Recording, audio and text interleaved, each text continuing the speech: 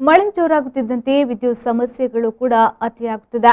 ಕೆಲವೊಂದೆಡೆಗಳಲ್ಲಿ ಹರಸಾಹಸ ಪಟ್ಟು ವಿದ್ಯುತ್ ಅಪಾಯಗಳನ್ನು ತಪ್ಪಿಸುವಾಗ ಇನ್ನೊಂದೆಡೆ ಪ್ರಾಣಕ್ಕೆ ಕುತ್ತು ತರುವಂತಹ ಸಮಸ್ಯೆಗಳು ಕಂಡು ಕಾಣದ ಜಾಣಕೂಡರಂತೆ ವಿದ್ಯುತ್ ಅಧಿಕಾರಿಗಳು ವರ್ತಿಸುತ್ತಿದ್ದಾರೆ.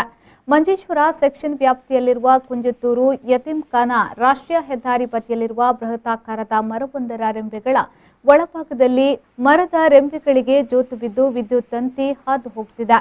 ಸಣ್ಣದೊಂದು ಗಾಳಿ ಬೀಸುವಾಗ ಕೂಡ ಶಾಕ್ ಹೊಡೆಯುತ್ತಿರುವ ಈ ಮರದ ಒಳಭಾಗದಿಂದ ವಿದ್ಯುತ್ ತಂತಿಯನ್ನ ಬೇರ್ಪಡಿಸುವಂತೆ ಇಲ್ಲವಾದರೆ ಮರವನ್ನೇ ಕಡಿದು ತೆಗೆಯುವಂತೆ ಸ್ಥಳೀಯರು ಅದೆಷ್ಟೋ ಸಲ ವಿದ್ಯುತ್ ಅಧಿಕೃತರಿಗೆ ಮನವಿಯನ್ನ ನೀಡಿದ್ರು.